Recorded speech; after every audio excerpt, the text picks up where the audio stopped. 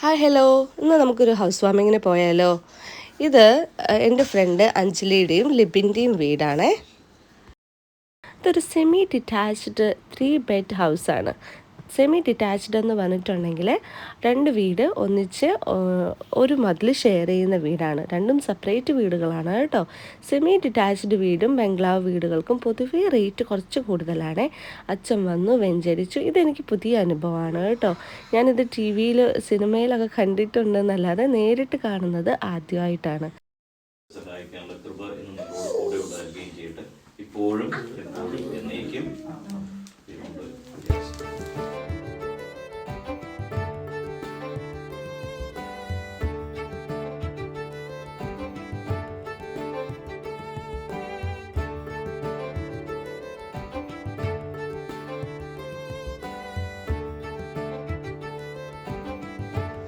എൻട്രൻസിൻ്റെ right സൈഡിലാണ് ഇവരുടെ living room.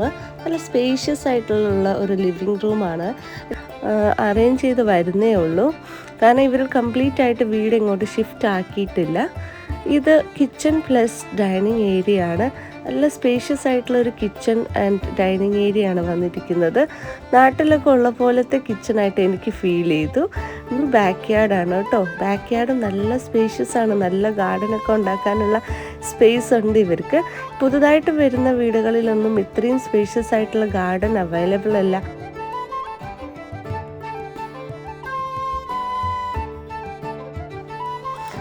അപ്സ്റ്റേഴ്സിൽ 3 rooms plus വാഷ്റൂമാണുള്ളത്.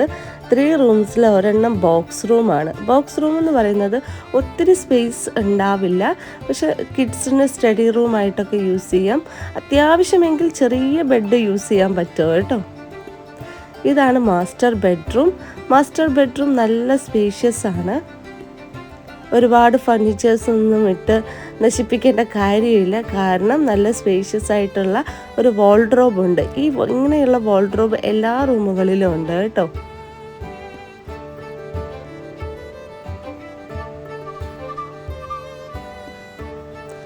Food കഴിക്കാനായിട്ട് സെപ്പറേറ്റ് ഒരു കമ്മ്യൂണിറ്റി ഹാളാണ് എടുത്തിരിക്കുന്നത്.